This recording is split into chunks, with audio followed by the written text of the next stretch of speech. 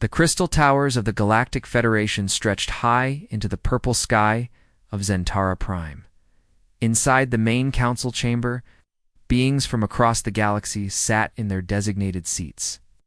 The air hummed with translation devices working to convert thousands of different languages into something everyone could understand. Ambassador Xtera stood at the center podium.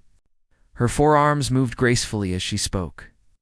The Kelthani were known for their intelligence and their ability to study other species. For 60 years, they had been watching a small blue planet on the edge of the galaxy. Earth, she said, and the word appeared in glowing letters above her head. Third planet from a yellow star. Population 7 billion. They call themselves humans. Admiral Krentok leaned forward in his seat. The Vorthok military commander had won battles across 12 star systems. His species were warriors, bred for combat and conquest. What threat level do they pose to Federation space? Xtera's eyes flickered with what might have been amusement. None whatsoever. They are primitive. They have barely managed to place small stations around their own planet. Their longest space journey was to their single moon. She waved one of her hands and holographic images filled the air above the council. The assembled beings watched as scenes from Earth played out before them. Humans fighting humans in countless wars. Cities burning, weapons firing, bodies falling. They are constantly at war with each other, Xtera continued. They cannot agree on anything. They fight over resources, over land, over ideas that exist only in their minds. In the past century alone, they have had 2 global wars that killed millions of their own kind. Council member Vaelthus from the Zerani Empire spoke up. His voice was like grinding metal. Why do we waste time discussing such creatures? They will destroy themselves long before they become our concern. Guys, Admiral Krentok said slowly. They have begun to develop nuclear weapons. They have started to reach beyond their world. The council chamber fell quiet. Nuclear weapons were a dangerous step for any species. Many civilizations had destroyed themselves when they first learned to split atoms. Others had used that power to reach for the stars. Xtera nodded. Our scouts report they have small bases on their moon. They have sent crude machines to nearby planets. But they are decades away from true space travel, perhaps centuries. Change the holographic display. Now, it showed human governments arguing in their council chambers. Leaders shouting at each other, nations threatening war over trade agreements. Look at them, she said with disgust. They cannot even govern their own planet. How could they ever pose a threat to species that have ruled the galaxy for thousands of years? Admiral Krentok stood up. His massive frame cast a shadow across the floor. Then why are we here? Why does the Federation concern itself with one primitive world? Because they are expanding, Xtera replied. Slowly, but expanding. Nonetheless, our laws are clear. No species may enter galactic space without Federation approval. They must submit to our authority or be stopped. Councilmember Vaelthus laughed, a sound like breaking glass. Stopped. By us. We who command fleets that could glass entire worlds. What could these humans possibly do against us? The ambassador gestured again, and new images appeared. Human soldiers in combat, tanks rolling across battlefields, aircraft dropping bombs, ships firing missiles across oceans. They are violent, yes, she admitted. But their weapons are crude. Chemical explosives. Metal projectiles. They still burn fossil fuels to power their machines. A single Federation destroyer could defeat their entire military. Admiral Krentok studied the images carefully. He'd spent his life learning about warfare. Something about the human conflicts bothered him, though he could not say what. Their tactics, he said slowly, they seem ... organized. Organized? Xtera scoffed. They spend more resources fighting each other than they do exploring space. They're chaotic and unpredictable. But the Admiral continued to watch. He saw human soldiers moving in perfect formation. He saw their vehicles working together in complex patterns. He saw them adapting quickly when their enemies changed tactics. How long have they been fighting? He asked. Always, Xtera replied. Since we began watching them, they have been at war somewhere on their planet. Small wars, large wars, it makes no difference. They cannot help themselves. The council members murmured among themselves. Violence was not unknown in the galaxy, but most species had learned to channel it properly. They fought for territory or resources with clear goals. The humans seemed to fight for the sake of fighting. "I propose a simple solution," Admiral Crintock announced. "We send a small fleet to their system. We destroy one of their outer colonies as a demonstration. When they see our power, they will surrender immediately. And if they do not?" asked Councilmember Valethus. The Admiral's smile was cold and sharp. "Then we destroy another colony. And another. Eventually they will learn." Zixthera nodded in agreement. "The Kelthani Empire supports this plan. A show of force will make them understand their place in the galactic order." One by one, the council members voted. The decision was unanimous. Humanity would be given one chance to submit peacefully. If they refused, they would face the consequences. The meeting began to break up as beings filed out of the chamber. Admiral Crintock remained behind, still studying the images of human warfare. Something about their fighting styles nagged at him. They seemed too good for such a primitive species, too coordinated, too efficient. But he pushed the thought away. What could one small planet do against the might of the Federation? Their largest ships were smaller than his shuttlecraft. Their most powerful weapons could barely damage his armor. 12 hours later, the Vorthok battle fleet departed from Zentara Prime. 12 massive dreadnoughts, each one capable of destroying cities from orbit. Admiral Crintock commanded from the flagship, confident in his overwhelming advantage. The journey to Earth would take 3 days.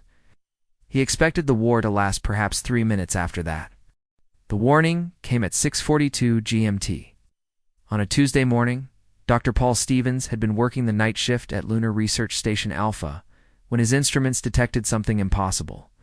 12 massive objects were moving through the outer solar system at speeds that no known technology could achieve. Paul's hands shook as he adjusted the sensors. The objects were huge, each one larger than the biggest aircraft carrier ever built on Earth. They moved in perfect formation, heading directly toward the inner planets. "Control, this is Luna Alpha." Paul spoke into his headset. "I have 12 unknown contacts approaching from Sector 77. They are not broadcasting any identification signals." The response came back immediately. "Luna Alpha, confirm your readings. Are these natural objects?"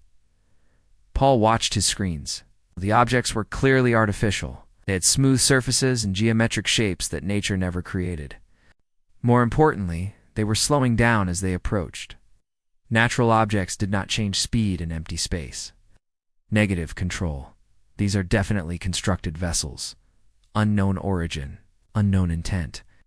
Within minutes, every space-based sensor in the solar system had locked onto the approaching fleet. On Earth, Captain Jake Morrison received the alert at his command post aboard the orbital defense station New Horizon. He had been drinking his morning coffee when the red light started flashing. "All stations, this is New Horizon Actual, Jake. BROADCAST on the emergency frequency. We have multiple unknown contacts entering our system. All personnel to battle stations immediately." Lieutenant Amy Carter ran into the command center, still pulling on her uniform jacket. She had been Jake's communications officer for 3 years. He had run dozens of exercises, but this felt different. "Sir, we're receiving a transmission," Amy reported. "It's coming from the lead contact. Signal is strong, and it's aimed directly at Earth." Jake nodded. "Put it on speakers." The voice that filled the command center was unlike anything they had ever heard. It spoke perfect English, but with an accent that seemed to come from no place on Earth. "Inhabitants of the third planet," the voice said. "I am Commander Velinara of the Galactic Federation Enforcement Fleet. Your species has violated galactic law by expanding beyond your home system without proper authorization." Amy looked at Jake with wide eyes. First contact with alien life was finally happening. It was not going the way anyone had hoped. The alien voice continued. "Will immediately cease all space-based activities and submit to Federation authority. You have 1 hour to respond with your unconditional surrender. If you refuse, we will take action to ensure compliance." The transmission ended. The command center fell silent, except for the hum of computers and the sound of people breathing. Jake reached for his secure communication panel. Get me the Pentagon. Priority Alpha clearance. In Washington, General Lisa Hayes was already in the crisis room deep beneath the Pentagon. She had been awakened 20 minutes earlier by the duty officer. Now, she sat at the head of a long table, surrounded by military leaders and government officials. Options? She asked simply. Colonel Matt Turner from NORAD spoke first. The objects are holding position at the edge of our solar system. They appear to be waiting for our response. We estimate their weapons range at approximately 2 million kilometers. What about our defensive capability? Asked Secretary of Defense Robert Clark. General Hayes looked around the table. Every person in that room held the highest security clearances, knew secrets that would never appear in any public record. But even they did not know everything. Gentlemen, she said quietly, it is time to activate Protocol Omega. The room went silent. Protocol Omega was a plan that had been developed in absolute secrecy over 60 years. It had been refined and updated by every administration since its creation. Only 12 people on Earth knew the full details. Are you certain, General? Asked the Secretary of Defense. Lisa Hayes nodded. We always knew this day would come. The question was whether we would be ready when it arrived. She picked up a red phone that connected directly to the President. Mr. President, we need authorization. For Protocol Omega, President Kevin Walsh was in the Oval Office, surrounded by his closest advisors. He had been briefed on Protocol Omega during his first week in office. Like every president before him, he had hoped he would never need to use it. General Hayes, he said into the phone, you have my authorization. Do what needs to be done. Back in space, Commander Velinara sat in her command chair aboard the Kelthani flagship Dominion's Edge. She was confident in her mission. Primitive species always surrendered when faced with superior firepower. It was the natural order of things. Commander, her tactical officer reported, we are detecting increased communication traffic from the planet. Multiple frequencies, multiple languages. Velinara smiled. Fear was a universal language. Humans were probably arguing among themselves, trying to decide who would surrender first. Let them panic, she said. It will make the submission easier. On Earth, Major Susan Clark was coordinating from the International Space Command Center in Colorado. Her job was to manage humanity's space-based assets. What the aliens did not know was that those assets were far more extensive than they appeared. Stations. Alpha through Zulu. This is control. Susan broadcast on a frequency that appeared to be standard emergency communications. Begin Phase 1 implementation immediately. Across the solar system, hidden installations received the signal. Weapons platforms that had been disguised as asteroids began to power up. Ships that had been running silent for years activated their systems. Personnel who had been waiting their entire careers for this moment took their positions. The aliens intercepted the human communications. To them, it sounded like desperate coordination between panicked governments. They heard words like evacuation and emergency protocols and civilian safety. It confirmed everything they believed about human weakness. What they did not hear were the real messages. Those traveled on quantum-encrypted channels that had been developed specifically to be invisible to alien technology. The real messages contained coordinates, timing sequences, and target assignments. Captain Dan Foster commanded a battle group that had been stationed in the asteroid belt for 5 years. His ships looked like mining vessels to casual observation. Their crews were listed as civilian contractors in all official records. All units, this is Hammer Actual. Dan broadcast on the hidden network. Weapons free. Repeat. Weapons free. Show these visitors what humans do to uninvited guests. The hour deadline was approaching. Commander Velinara expected to receive humanity's surrender at any moment. Instead, she received a message that chilled her to the bone. The transmission came from Earth on all frequencies. The speaker was President Kevin Walsh, and his words were calm and clear. To the beings who have threatened our world, he said, humanity declines your offer. We choose to remain free. If you wish to test our resolve, please proceed. We are ready. Commander Velinara stared at her screens in disbelief. No primitive species had ever refused Federation demands. It was unthinkable. Begin the demonstration. She ordered, "Target their lunar facility. One precise strike. That will change their minds." At exactly 14:32 GMT, the first alien weapon fired. A beam of pure energy lanced across space from the Kelthani flagship toward Lunar Research Station Alpha, Dr. Paul. Stevens had exactly 3 seconds to register what was happening before the beam struck. The explosion lit up the dark side of the moon like a new sun. Where the research station had stood moments before, there was now only a crater of melted rock and twisted metal. 3,000 human lives ended in an instant. Commander Velinara watched the destruction with satisfaction. The demonstration had been perfect, clean, precise, overwhelming. Ow! The humans would understand their situation. "Broadcast to the planet," she ordered. "Tell them that was merely a warning. They have 30 minutes to surrender, or we will target their major population centers." On Earth, every government leader watched the lunar explosion through satellite feeds. The alien weapon had been more powerful than anything in human arsenals. The message was clear: submit or face annihilation. President Kevin Walsh stood in the White House Situation Room, his face grave but determined. Around him, military advisors waited for orders. The weight of human civilization rested on his next words.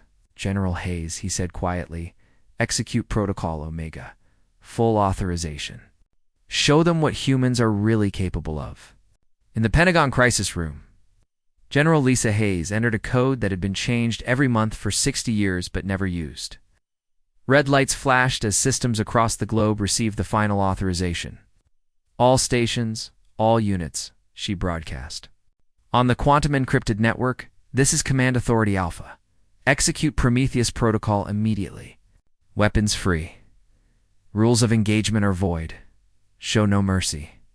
Captain Jake Morrison stood on the bridge of his orbital defense station, watching the alien fleet through his tactical displays. The station had been his home for 2 years. To the aliens, it looked like a simple communications relay. They had no idea what it really was. "Amy," he said to his communications officer, "send the final authentication codes to all hidden units. It's time to drop the masks." Lieutenant Amy Carter's fingers flew across her console. "Codes transmitted, sir." "All ghost units are responding. They're ready for your signal." Jake looked at the alien fleet one more time. 12 massive ships, each one a monument to their own arrogance. They thought they were dealing with primitives. They were about to learn otherwise. "All units, this is New Horizon Actual," he broadcast. "The gloves are off. Let them see what humans do to invaders." The first human response came from the asteroid belt. Captain Dan Foster had been waiting in the darkness between Mars and Jupiter for 5 years. His ship, the Hidden Sword, had been disguised as a mining vessel. Its true nature was about to be revealed. "Hammer 1 to all units," Dan spoke calmly into his headset. "Target acquisition complete. Firing solution locked. Fox 1 away." The weapon that launched from Hidden Sword was not visible to the naked eye. It was a kinetic penetrator, a simple rod of tungsten accelerated to 30% of light speed. It required no complex targeting systems, no exotic energy sources, just physics and human engineering. The Vorthok cruiser Ironclaw never saw it coming. The tungsten rod punched through its shields like they were made of paper. It passed completely through the alien ship from bow to stern before continuing into space. For a moment, nothing seemed to happen. Then the Ironclaw exploded. Admiral Krentok watched in horror as one of his most powerful vessels simply ceased to exist. The explosion was so violent that debris spread across thousands of kilometers of space. "Report," he shouted. "What just happened?" His tactical officer's voice was shaking. "Got unknown weapon impact, sir?" "The attack came from grid 774. But our sensors show nothing in that area. Nothing is invisible to our scanners," Krentok snarled. "Find them."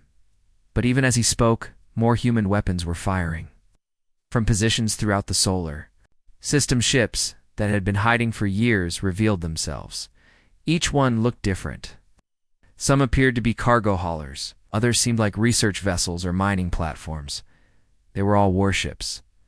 Commander Kate Wilson commanded a battle group that had been stationed behind Jupiter's moons. Her flagship, the Storm Rider, had been listed in all public records as a deep space exploration vessel. Its real purpose was far more deadly. "All units, this is Storm Actual," she broadcast. "Commence attack pattern Delta. Remember your training. These things killed our people on Luna. Make them pay." The alien fleet tried to return fire, but their targets kept disappearing. Human ships used the planets and asteroids as cover, appearing just long enough to launch weapons before vanishing. Again, the aliens had never faced tactics like these. Major Susan Clark coordinated the attack from her command center on Earth. Banks of computers processed targeting data from hundreds of hidden sensors throughout the solar system. Every alien ship was tracked, analyzed, and marked for destruction. "Vampire 5 through 12, you have firing solutions on targets Charlie and Delta," she transmitted. "Execute immediately." The weapons that struck the alien fleet came from all directions. Kinetic rounds from the asteroid belt. Energy beams from hidden platforms near Saturn. Missile swarms launched from disguised ships throughout the system. Kelthani Dreadnought Eternal Conquest fired everything it had at the small human vessels. The massive alien guns should have vaporized their targets instantly. Instead, the shots missed completely. The human ships moved with impossible precision, their pilots reacting to alien fire patterns before the weapons even charged. "How are "They doing this?" Commander Velinara demanded. "Their technology is primitive. Their ships are tiny. How are they outmaneuvering us?" Her tactical officer had no answer. Human vessels seemed to know exactly where the alien weapons would fire. Before they fired them, they moved like they could read minds. What the aliens did not know was that human intelligence had been intercepting their communications for decades. Every tactical manual, every weapons specification, every standard operating procedure had been studied and analyzed. Humanity knew how the aliens fought better than the aliens knew themselves. Sergeant Tony Martinez led a boarding party that breached the hull of a Zerani destroyer. His team moved through the alien corridors with practiced efficiency. They had trained for this mission in exact replicas of alien ships built from intercepted blueprints.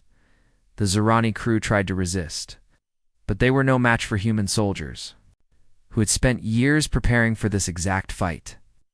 Tony's team captured the bridge in less than 3 minutes. "Bridge secured," he reported. "We have prisoners and intelligence data. The aliens are asking how we knew their ship layouts." Back on the flagship, Admiral Krentok realized the terrible truth. The humans had not been caught off guard. They had been waiting. Everything about this attack had been anticipated. Signaled the fleet, he ordered desperately, "Full retreat, emergency jump to hyperspace." But his navigator's report filled him. "With dread, sir, we cannot jump. The humans have somehow disrupted our hyperspace generators. We are trapped in this system." Commander Velinara watched her fleet being systematically destroyed by enemies she had dismissed as primitives. Ship after ship fell to human weapons. Boarding parties captured vessels that should have been impregnable. It was impossible, but it was happening. "How long has this battle been going on?" she asked quietly. Her chronometer told the truth that chilled her to the bone. From the first shot fired at Luna to the current moment, only 12 minutes had passed. The war was nearly over, and humanity was winning. Admiral Krentok watched his fleet crumble before his eyes. The Vorthok battle group that had conquered 12 star systems was being torn apart by enemies they had dismissed as insects. His flagship, the Dominion's Edge, shuddered under repeated impacts from weapons that should not have existed. "All ships, emergency formation Gamma," he broadcast to his remaining vessels. "Concentrate fire on the largest human ships. Show them what happens when they face the Vorthok military." But even as he gave the order, Admiral Krentok knew something was terribly wrong. The human ships moved like they were dancing to music only they could hear. Every time his weapons targeted them, they were already somewhere else. Captain Rick Barnes commanded the human battle group that emerged from the asteroid belt. His ships had been hiding among the rocks for 3 years, waiting for this moment. The USS Relentless looked like a cargo hauler from the outside, but its hull contained enough firepower to level a city. "Ghost Squadron, this is Relentless Actual. Rick spoke into his headset. The aliens are trying to group up. Let's break them apart. Execute anvil formation. Human ships spread out in a pattern that made no sense to alien tactical computers. Seemed to be exposing themselves too. Crossfire. But when the aliens took the bait and fired, they discovered the trap. The crossfire never came. Instead, the aliens found themselves shooting at empty space. While human weapons struck them from angles they had not considered, it was as if the humans could see the future. Commander Velinara stared at her tactical display in growing horror. Her intelligence reports had been completely wrong. The humans were not primitive. They were not divided. They were not weak. They were the most dangerous. The enemy she had ever faced. Communications, she ordered. Contact the Galactic Federation. Tell them we need immediate reinforcement. Full battle fleet. Her communications officer looked up with fear in his eyes. Commander, our long-range transmitters have been jammed. We cannot reach Federation space. Velinara felt ice in her veins. The humans had not just prepared for battle. They had prepared to ensure no alien survivors could call for help. On the hidden lunar station Darkside Base, Dr. Paul Stevens coordinated the jamming operation. The station that the aliens thought they had destroyed had been a decoy. A real base was buried deep in the moon's crust, invisible to alien sensors. All frequencies blocked, Paul reported to Earth Command. The aliens cannot call home. They're completely cut off. General Lisa Hayes smiled grimly from her command center. Excellent. Now let's show them what happens when someone threatens human children. The truth was finally being revealed. The lunar research station that the aliens had destroyed had been evacuated 6 hours before the attack. Every person who supposedly died in the explosion had been safely relocated to hidden facilities. The aliens had killed no one. They had been tricked. Captain Jake Morrison watched the alien fleet trying desperately to form defensive positions. His orbital station was revealing its true nature now. Weapon ports opened along its whole shield. Generators powered up. The simple communications relay transformed into a fortress. Amy, signal all home defense units, he ordered. Time to show these visitors our hospitality. Lieutenant Amy Carter transmitted the authorization codes. Across Earth's orbital space, defense platforms that had been disguised as civilian satellites came online. The aliens found themselves surrounded by hundreds of weapons that had been hiding in plain sight. The Kelthani, Dreadnought Eternal Conquest, made one final attempt to break through the human lines. Its massive guns fired everything they had at the nearest human ship. The energy beams should have vaporized the target instantly. Instead, the human vessel's shields absorbed the attack completely. The alien weapons that had destroyed planets barely scorched the hull of a ship that looked like a mining barge. Captain Dan Foster laughed as his ship shrugged off the alien fire. Is that all you've got? Our mining ships have stronger shields than your battleships. The aliens began to understand the horrible truth. Earth's technology was not primitive. It was advanced beyond their understanding. Humans had been hiding their true capabilities for decades. Commander Kate Wilson pressed her attack from behind Jupiter's moons. Her battle group had been watching the alien fleet since they entered the solar system. Every ship movement, every weapon charge, every communication had been recorded and analyzed. Storm 2, this is Wilson, she broadcast. Their flagship is trying to retreat. Cut them off. Don't let any of them escape.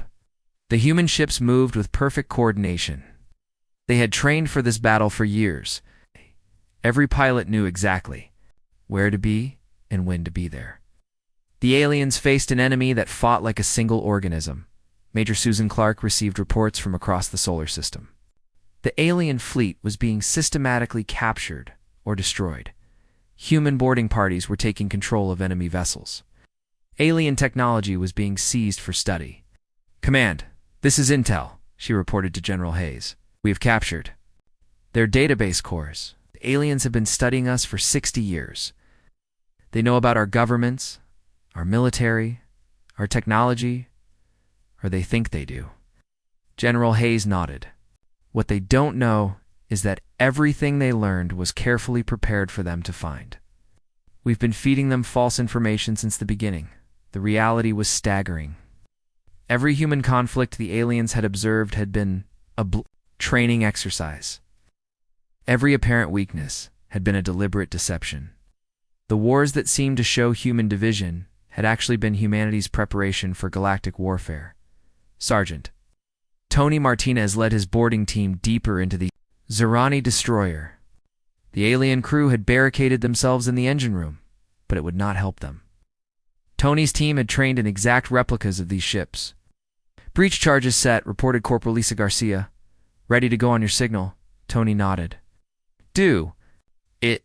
The explosion blew through the alien barricade like paper. The Zerani warriors inside were supposed to be the finest soldiers in the galaxy. They fell before human troops, who had spent their entire careers preparing for this fight. The aliens had studied human warfare for decades.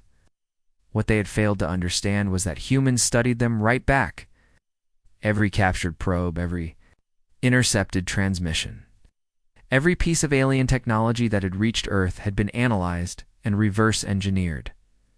Admiral Krentok made his final transmission to his fleet. "All ships, this is Admiral Krentok. I am ordering immediate surrender. We cannot win this battle. We cannot even understand this battle." His tactical officer looked at him in shock. "Sir, the Vorthok do not surrender. It is against our nature." Ouch. Gestured at the tactical display. Half his fleet was gone. The other half was surrounded and helpless. "Look around you. Our nature means nothing here. These humans have rewritten the rules of warfare." Commander Velanara received the surrender order with relief. Her proud fleet had been reduced to space debris in less than 14 minutes. The demonstration of power had become a demonstration of human superiority. "Signal the human fleet," she ordered. "Tell them we surrender unconditionally. Request permission to evacuate our wounded." The response came from Captain Jake Morrison aboard his fortress station. "Surrender accepted. Prepare to be boarded. Any attempt to resist will result in immediate destruction." As human ships moved to secure the alien vessels, Admiral Krentok stared at his chronometer. 13 minutes and 47 seconds had passed since the first shot was fired. The war was over. Humanity had won. But the most shocking revelation was yet to come. The humans had not just defeated the alien fleet. They had been planning this victory for longer than most alien species had existed. The news traveled across the galaxy at the speed of quantum communications. On Zentara Prime, Ambassador Zixthara sat in her private chambers watching the recordings that had been transmitted from the battle zone. Her four hands shook as she replayed the footage for the 10th time. The Kelphani Empire's most powerful battle fleet had been destroyed in 14 minutes. Not defeated, not damaged. Completely annihilated by a species they had classified as primitive. "This cannot be real," she whispered to herself. The humans had no technology, no space force, no weapons that could threaten a Federation vessel, but the evidence was undeniable. The recordings showed human ships appearing from nowhere, firing, weapons that defied physics, moving with coordination that suggested a hive mind. The aliens had walked into a trap that had been prepared for decades. Across the galaxy, other Federation members received the same reports. On the crystal worlds of the Zerani Empire, Councilmember Valethus watched the destruction of ships he had considered invincible.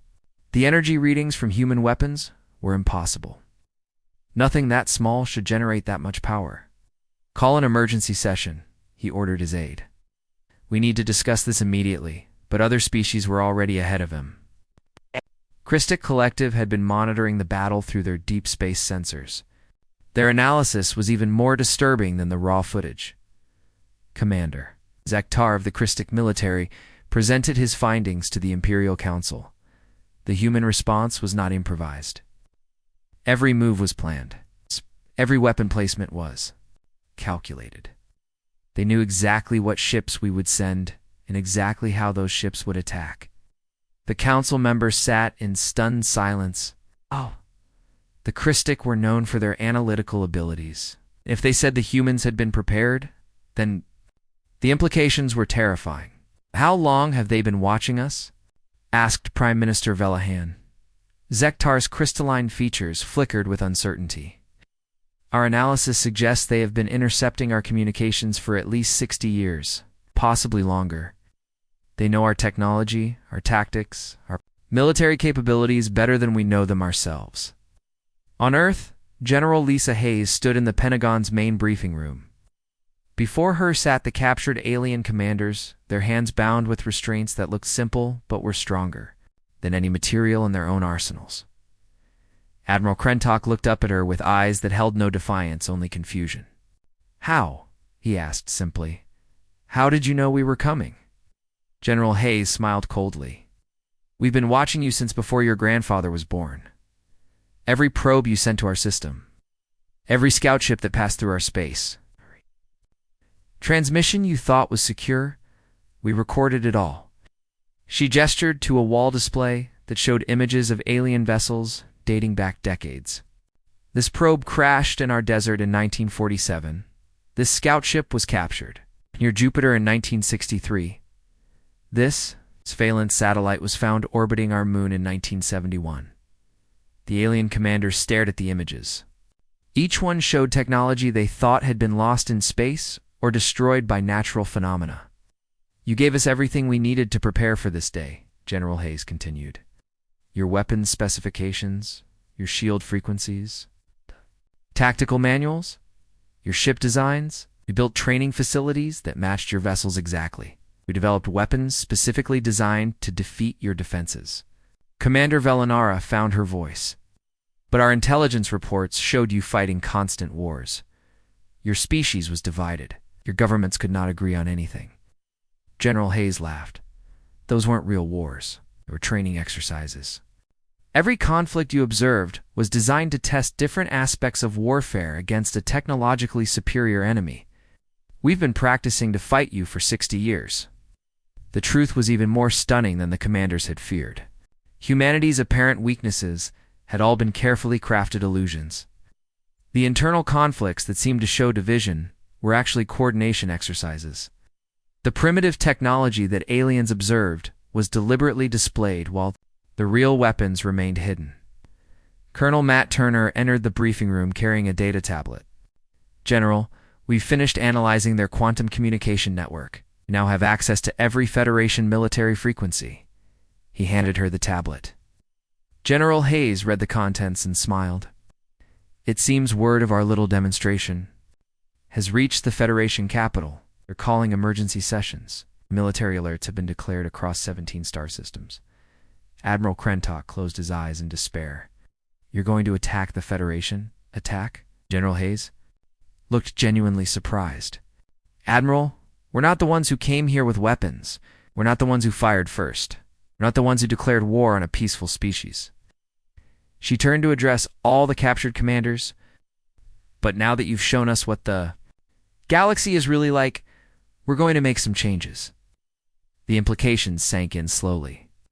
Earth now possessed the most advanced fleet in known space. Human technology had proven superior to anything the Federation could deploy. More importantly, humanity now had detailed intelligence on every major galactic power. On the Vorthok homeworld, Supreme Commander Grecanol reviewed the battle reports with growing dread. His species had built their empire on military superiority. They had conquered dozens of worlds through overwhelming force. Now, they faced an enemy that made their finest warriors look like children. "What are our options?" Kay asked his war council. General Vetmer, veteran of 100 campaigns, spoke quietly. "We have no options, Supreme Commander. Our best fleet was destroyed in minutes. Our technology is inferior. Our tactics are obsolete. If the humans decide to attack us, we cannot stop them." The room fell silent. The Vorthok had never faced this situation before. They had always been the predators, never the prey. Similar conversations were taking place across the galaxy. The Zentari Republic called emergency meetings. The hegemony of Keth activated their deepest bunkers. The Trade Federation began moving their most valuable assets to hidden locations. Dr. Paul Stevens monitored all these communications from his command center beneath the lunar surface. The quantum intercept network that humanity had built over decades was now providing real-time intelligence on every major galactic power. "General Hayes," he reported to Earth, We're seeing massive fleet movements across Federation space. They're pulling back to defensive positions. Several species are requesting emergency meetings with their neighbors. General Hayes nodded. They're scared. Good. Fear will make them reasonable. President Kevin Walsh joined the conversation from the White House. What's our next move, General? We wait, she replied. Let them think about what they've seen. Let them understand that the rules have changed. When they're ready to talk, we'll be here. But the president had one more question. General, when you say we've been preparing for 60 years, exactly how long have we known this day would come? General Hayes looked at the alien commanders, then back at the president. Sir, we've known since 1953 that we would eventually face a galactic military force. The question was never if, but when. Every administration since then has contributed. To our preparation, she paused, letting the weight of that statement sink in. We've been ready for this war since before most of these aliens were born. The galaxy was beginning to understand that they had not encountered a primitive species taking its first steps into space. They had awakened something that had been waiting patiently for them to arrive. Humanity was no longer asking for a place in the galactic community. They were taking it. The final seconds ticked away on Admiral Krentak's chronometer. 14 minutes and 37 seconds after the first shot was fired, the last alien vessel lowered its shields in surrender. The Kelthani Empire's invasion fleet existed now. Only as prisoners and salvage floating in Earth's solar system, Commander Velinara sat in her damaged command chair, staring at the human ships that surrounded her flagship. The vessels that had seemed so small and primitive now looked like apex predators circling wounded prey. Had never felt so helpless in her entire military career. Signal from the human fleet, her communications officer reported, his voice barely above a whisper. Put it through, Velinara said. The voice that filled her bridge belonged to Captain Jake Morrison. Alien vessels, this is New Horizon Command. You are now prisoners of war under Earth's jurisdiction. Prepare to be boarded. Any resistance will be met with immediate destruction. Velinara looked around her bridge at the faces of her crew. These were warriors who had conquered star systems. Now they waited in terror for human soldiers to take them prisoner. Comply with all human demands, she ordered. On Earth, President Kevin Walsh stood before the captured alien communication array that his engineers had quickly repaired and modified. The device would broadcast his message across the entire galaxy on every frequency the Federation used. Beings of the Galactic Federation, he began, his voice calm and clear. I am Kevin Walsh, President of the United States of America and speaking representative of the human species. Your invasion fleet came to our system with demands for surrender. We have declined your offer. He paused, letting his words sink in across dozens of star systems, where alien leaders listened in growing dread. However, we are not interested in conquest or revenge. We're interested in change. The galaxy you have built is based on fear and submission. Species are forced to bow to your authority or face destruction. This system ends today in the Federation. Capital on Zentara Prime, Ambassador Zixthara watched the broadcast with her forehands pressed against her face. The human leader spoke with the confidence of someone who held all the advantages. Earth is no longer asking for membership in your Federation, President Walsh continued. We are informing you that the Federation as you know it no longer exists. There will be new rules, new hope for species that have lived. Under your oppression, transmission ended, leaving the galaxy in stunned silence. On the prison ship that had once been the Kelthani flagship, Admiral Krentak was escorted to a holding cell by Sergeant Tony Martinez. The human soldier was polite but firm. The cell itself was comfortable but clearly designed to hold beings much stronger than humans. How? Krentak asked, as the force field activated. Ow! How did your species become so powerful so quickly? Tony considered the question. We didn't become powerful quickly, Admiral. We've always been this way. He gestured toward a viewport that showed Earth in the distance. Every species in the galaxy fights wars to gain something. Territory, resources, power. War against an enemy you had never met. We prepared for a war against any enemy, Tony corrected. When you've spent thousands of years fighting each other, you learn that the next threat can come from anywhere. We just made sure we were ready. In the Pentagon, General Lisa Hayes briefed President Walsh on the intelligence gathered from the captured alien vessels. The information was beyond their wildest expectations. Mr. President, we now have complete star charts for the entire Federation. We know the location of every major military installation and government center. She activated a holographic display showing the galaxy. Hundreds of star systems glowed with different colors, representing various alien empires and federations. More importantly, she continued, we have their historical records. The Federation has conquered or enslaved over 300 species in the past millennium. Many of those species are still fighting resistance movements. President Walsh studied the display recommendations. Offer them support and technology. Build a coalition of species that want freedom from Federation rule. Within 6 months, we could have allies throughout the galaxy. The President nodded. And if the Federation tries to stop us? General Hayes smiled grimly. 3 days later, the first human ambassadors departed Earth aboard ships that looked nothing like the vessels that had defeated the alien fleet. These ships were sleek, beautiful, outer rim territories where several species had been fighting Federation oppression for decades. Her ship, the Earth's Promise, carried medical supplies, defensive technology, and most importantly, Hope Captain Dan Foster led a different kind of mission. A vessel that encountered his fleet received the same message. The old rules no longer applied. Ships carrying slaves would be stopped. Cargo containing weapons for oppressing civilian populations would be confiscated. Most alien crews. Dr. Paul Stevens coordinated humanity's new intelligence network. The quantum communication array captured every transmission between Federation worlds. Alien leaders could no longer plot against Earth without humans knowing about it immediately. General Hayes, he reported during their daily briefing, seeing massive changes across Federation space. The Vorthok have withdrawn all their forces to defensive positions.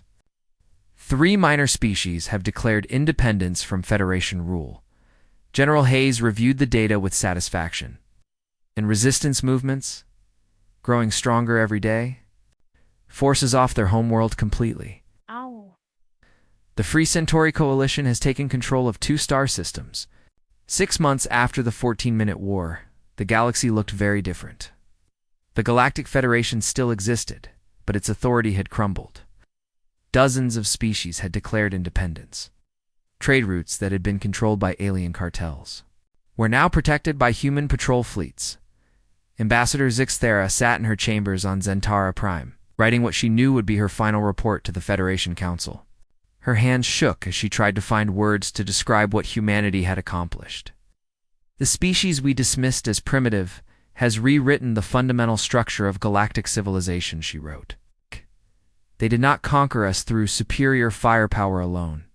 They conquered us through superior planning, superior strategy, and superior understanding of what motivates intelligent beings.